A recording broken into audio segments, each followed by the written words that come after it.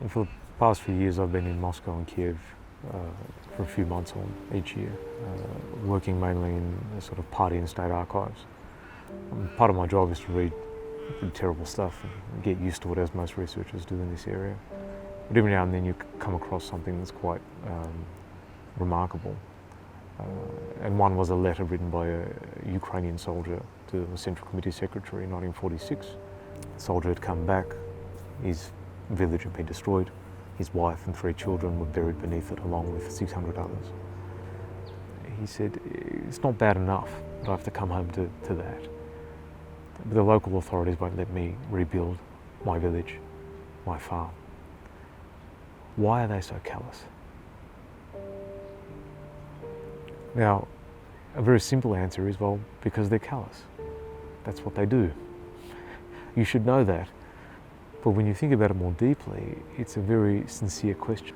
Why are they behaving so callously in stopping us from doing what we're being told to do?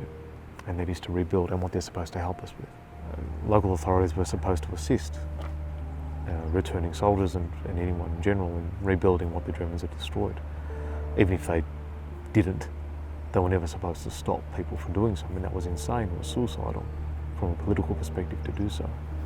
So about a year later, I decided the only way I was going to actually get to the bottom of it was to go there, to try and find if this village still existed. It did. There were a few houses left. And as you walk through, I happened to meet sort of the village representative, who was the nephew of the man who'd written the letter. And that began sort of an investigation in that entire area based on local sources, local archives, family resources, local people who survived and were still there.